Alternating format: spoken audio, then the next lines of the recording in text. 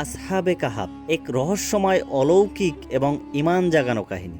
এই আসহাবে কাহাব ছিল একদল যুবক যারা এক অত্যাচারী রাজাকে প্রত্যাখ্যান করে শুধুমাত্র এক আল্লাহর ইবাদত করার সিদ্ধান্ত নেয়। তারা পালিয়ে আশ্রয় নেয় এক গুহায়, আর সেখানেই ঘটে থাকে এক বিস্ময়কর ঘটনা। আল্লাহ তাআলা তাদেরকে ঘুম পাড়িয়ে দেন দীর্ঘ ৩ শতাধিক বছর। আর এই গভীর নিদ্রা এবং তাদের জাগরণই ইসলামের ইতিহাসে এক বিরল চিহ্ন হয়ে রয়েছে। আজকের এই ভিডিওতে আমরা শুনব সম্পূর্ণ আসহাবে কাহাবের কাহিনী, কিভাবে তারা ঈমান বাঁচাতে শহর ছেড়েছিল, কেমন ছিল সেই গুহা, এবং কিভাবে আল্লাহ তাআলা তাদের এই কাহিনীকে কুরআনের একটি অবিচ্ছেদ্য অংশ বানিয়ে দিয়েছেন। আমরা জানব আসহাবে কাহাবের এই ঈমানের দৃঢ়তা, তাদের সাহস এবং সেই কুকুরটির কথা যে গুহার দরজায় পাহারা দিয়েছিল। এই কাহিনী শুধু একটি গল্প নয়, বরং আসহাবে কাহাব আমাদের শিখিয়ে যায় সত্যের জন্য কিভাবে দাঁড়াতে হয়, কিভাবে তাওহীদে অটল থাকতে হয় এবং আল্লাহর উপর তাওয়াক্কুল করলে কিভাবে তিনি সাহায্য করেন। চলুন তবে শুরু থেকে শেষ পর্যন্ত শুনি আসহাবে কাহাবের এই চমৎকার এবং অলৌকিক কাহিনী, যেটি আজও মুসলমানদের জন্য এক মহান প্রেরণার উৎস। এই কাহিনী সংঘটিত হয়েছিল একটি শহরে, যার নাম বিভিন্ন ইতিহাসবিদরা ইফসুস বা আজকের দিনে তুরস্কের এফাসাস শহর বলে মনে করেন। সেখানকার রাজত্ব করেছিল এক ভয়ঙ্কর, নির্দয় এবং অত্যাচারী রাজা দাকিয়ানুস। এই রাজা নিজেকে ঈশ্বরের প্রতিনিধি মনে করত। তার প্রাসাদে ছিল বিশাল বিশাল মূর্তি, যেগুলির সামনে সবাইকে মাথা নত করতে বাধ্য করা হতো। যারা অস্বীকার করত তাদেরকে জেলখানায় ফেলে পশুদের খাদ্য বানানো হতো, জ্যান্ত পুড়িয়ে মারা হতো বা লোকসমক্ষে গলা কেটে হত্যা করা হতো। এই শহরে ছিল 7 জন যুবক, ধনবান সম্ভ্রান্ত পরিবারের সন্তান। তবে তারা ছিলেন আল্লাহভীরু, বিবেকবান এবং সাহসী। তারা দেখেছিলেন সমাজের অন্যায়, কিন্তু চুপ ছিলেন না। গোপনে একদিন তারা একত্র হলেন এবং বললেন, আমরা কখনো এই মূর্তির সামনে সিজদা করব না। আমাদের রব একমাত্র আল্লাহ, যিনি আকাশ ও পৃথিবী সৃষ্টি করেছেন। সূরা কাহাফের আয়াত নম্বর 13-তে আল্লাহ তাআলা ইরশাদ করেছেন, নিশ্চয়ই তারা ছিল কিছু যুবক যারা তাদের পালনকর্তায় বিশ্বাস স্থাপন করেছিল এবং আমি তাদের হেদায়েত বৃদ্ধি করেছিলাম। এই যুবকেরা সংখ্যা ছিল 7 জন। যদিও কুরআনের সংখ্যা নির্দিষ্ট করা হয়নি, তবে বহু তাফসির এবং ইমামদের মতে তারা ছিল মাকসিলিমিনা, মাকসালিনা, মারনুস, দাইনুনুস, সরাজনুস, জুনওয়ানুস, কাফসিতাতিউস, সাথে অনুগত্য কুকুরটি। রাজপ্রাসাদে খবর পৌঁছে যায় কিছু যুবক আল্লাহর উপাসনা করছে, মূর্তি পূজা থেকে বিরত। রাজার আদেশে যুবকদের ধরে আনা হলো রাজদরবারে। তাদেরকে বলা হলো, তোমরা যদি 3 দিনের মধ্যে ফিরে এসে আমাদের দেবদেবতার পূজা না করো, তবে তোমাদের হত্যা করা হবে। 3 দিনের সময় দেওয়া হয় যেন তারা সিদ্ধান্ত নিতে পারে। যুবকেরা প্রাসাদ থেকে বেরিয়ে এসে একত্রিত হলেন এবং আলোচনা করলেন। তখন তারা অনুভব করলেন, এই সমাজে থাকা মানে ঈমানের সঙ্গে বিশ্বাসঘাতকতা করা। আমাদের হিজরত করতে হবে। তারা শহর ছেড়ে পাহাড়ের দিকে রওনা হলেন। তাদের পিছনে পিছনে হাঁটতে লাগলো একটি কুকুর, কিতমির। তারা কুকুরটিকে কয়েকবার তাড়াতে চাইল, কিন্তু কুকুরটি সরে না। অবশেষে এক যুবক কুকুরটিকে জোরে ধমক দেয়। তখন আল্লাহ তাআলা কিমতিরের মুখের কথা বলার ক্ষমতা দেন, অর্থাৎ তখন আল্লাহ তাআলা কুকুরটির জবান খুলে দেন। কিতমির বলল, হে আল্লাহর বন্ধুরা, আমাকে তাড়িও না। আমি তোমাদের ভালোবাসার কারণে সঙ্গ দিতে চাই। আমি চাই আমিও তোমাদের মতো আল্লাহর সন্তুষ্টি অর্জন করি এবং এই পবিত্র হিজরতের সাথী হতে পারি। এই অলৌকিক ঘটনায় যুবকেরা কেঁদে ফেললেন এবং কুকুরটিকেও নিজেদের সঙ্গী করে নিলেন। তারা গিয়ে আশ্রয় নিলেন এক পাহাড়ের গুহায়, যা আসহাবে কাহাব নামে পরিচিত। গুহায় তারা নামাজ পড়লেন, আল্লাহর কাছে দোয়া করলেন। সূরা কাহাফের 10 নম্বর আয়াতে ইরশাদ করেছেন, হে আমাদের পালনকর্তা, আমাদের উপর দয়া করো এবং আমাদের জন্য সঠিক পথ তৈরি করে দাও। আল্লাহ তাদেরকে ঘুম পাড়িয়ে দিলেন 309 বছর ধরে। সূরা কাহাফের আয়াত নম্বর 25-এ তারা গুহায় অবস্থান করেছিলেন 300 বছর এবং আরও 9 বছর বেশি। কুকুরটি ছিল গুহার মুখে, সামনে পা দুটো প্রসারিত করে পাহারা দিচ্ছিল। তাফসিরে বলা হয়, কোনো শত্রু যাতে গুহার কাছে না আসতে পারে সেজন্য আল্লাহ তাআলা তাকে ভয়ঙ্কর রূপ দিয়েছিলেন।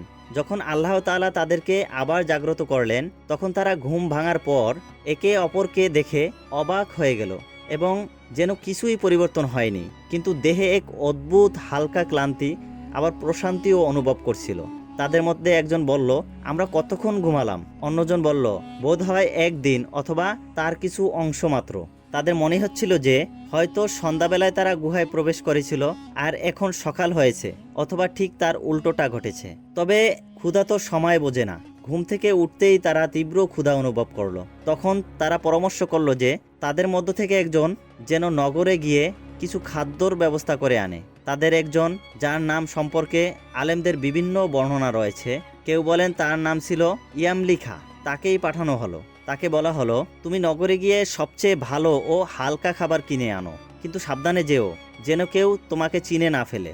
আমরা যে গুহায় আশ্রয় নিয়েছি এটা কেউ যেন জানতে না পারে। যদি তারা আমাদের সন্ধান পায় তাহলে হয়তো তারা আমাদের পাথর মেরে হত্যা করবে, নয়তো জোর করে আমাদের তাদের ধর্মে ফিরিয়ে নেবে। ইয়ামলেখা একটি প্রাচীন রৌপ্যমুদ্রা হাতে নিয়ে গুহা থেকে বের হলেন, শহরের দিকে রওনা দিলেন। কিন্তু শহরে ঢুকে তিনি তো অবাক। শহরটা সম্পূর্ণ পরিবর্তন হয়ে গেছে। বাড়িঘরের রং, মানুষের পোশাক, ভাষার টান, এমনকি বাজারের সাজসজ্জাও আলাদা, যেন শত শত বছর পেরিয়ে গেছে। তবুও তিনি সাহস করে এক দোকানে গিয়ে খাবার নিতে চাইলেন। খাবার নেওয়ার পর যখন তিনি সেই পুরনো রৌপ্যমুদ্রা বের করলেন, দোকানদার বিস্মিত হয়ে তাকালেন। দোকানদার বললেন, এই মুদ্রা তো বহু শতাব্দী আগের, তুমি এটা কোথা থেকে পেলে? তুমি কি কোথাও গুপ্তধন পেয়েছ?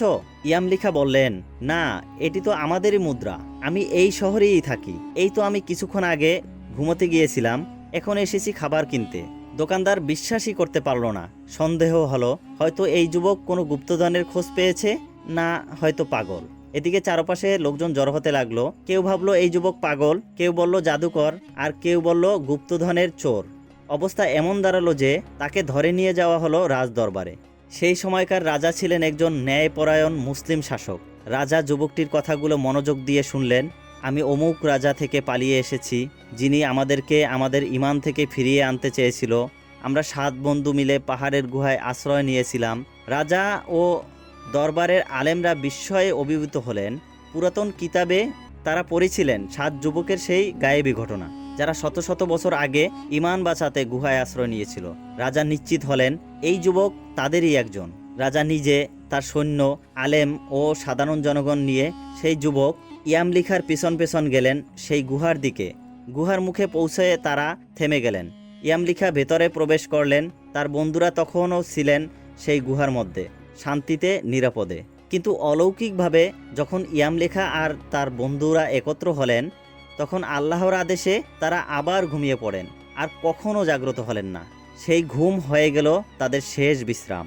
রাজা এই অলৌকিক ঘটনায় এতটাই মুগ্ধ ও আবেগপ্রবণ হয়ে পড়লেন যে গুহার পাশে একটি মসজিদ নির্মাণের আদেশ দেন, যেন এই অলৌকিক কাহিনী চিরদিন মানুষকে ঈমান ও তাওহীদের দাওয়াত দিয়ে যায়। তিনি রাজ্য পরিচালনা থেকে অবসর নিয়ে গুহার পাশেই সেই মসজিদের যত্ন নিতে লাগলেন।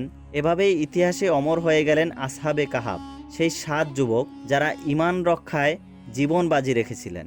এই সময়ে রাজা শাসন পরিবর্তন হয়। এই অলৌকিক ঘটনাটি আল্লাহ তাআলা মানুষকে দেখালেন কিয়ামতের দিন পুনরুত্থান কোনো কল্পনা নয়, এটা বাস্তব। তিনি চাইলে শত শত বছর পরেও কাউকে জীবিত করতে পারেন। তাফসির ও ইতিহাসবিদদের মতে গুহাটি ছিল জর্ডানে, অর্থাৎ আম্মান, যেখানে আজও আসহাবে কাহাব নামক স্থান আছে। তুরস্কের এফেসাস শহরেও দাবি করা হয়। সিরিয়া, ইয়েমেন, এমনকি স্পেনের অঞ্চলেও দাবি আছে। তবে গুহার অবস্থান জানা গুরুত্বপূর্ণ নয়, গুরুত্বপূর্ণ হলো এই ঘটনার শিক্ষা। ইমাম ইবনে কাসির রহমাতুল্লাহ আলাইহি বলেন, কাহিনীর মূল শিক্ষা হলো আল্লাহর প্রতি তাওয়াক্কুল ও হিজরতের মর্যাদা। ইমাম কুরতুবীর মতে, ইমানদাররা যদি হিজরত করে আল্লাহ তাদের সাহায্য করেন। ইমাম রাজি মতে, কিমতিরের কথা বলা ছিল এক অলৌকিক নিদর্শন। রাসূলুল্লাহ সাল্লাল্লাহু আলাইহি ওয়াসাল্লাম বলেছেন, যে ব্যক্তি সূরা কাহাফের প্রথম 10 আয়াত মুখস্থ করবে সে দাজ্জালের ফিতনা থেকে রক্ষা পাবে। সহিহ মুসলিম। আসহাবে কাহাফের ঘটনা আমাদের শেখায়, অন্যায় ও জুলুমের বিরুদ্ধে দাঁড়াও, হিজরত করো যদি প্রয়োজন হয় ঈমান রক্ষা করতে। আল্লাহর উপর ভরসা করো, সৎ সহচর্য জীবনকে বদলে দেয়। বন্ধুরা, আসহাবে কাহাবের কাহিনী শুধু একটি পুরাতন কাহিনী নয়, এটা আমাদের জন্য একটি জীবন্ত উদাহরণ। যদি আমরা ঈমান ধরে রাখতে পারি তবে আল্লাহ তাআলা আমাদের রক্ষা করবেন, পথ দেখাবেন। আসুন আমরা সবাই নিজেদের ঈমান মজবুত করি, অন্যায় ও শিরক থেকে নিজেদেরকে দূরে রাখি এবং সর্বদা আল্লাহর সন্তুষ্টির জন্য জীবন পরিচালনা করি। আপনি চাইলে এই ভিডিওটি এখনই শেয়ার করুন, যাতে আরও মানুষ এই ঈমান জাগানো কাহিনী জানতে পারে।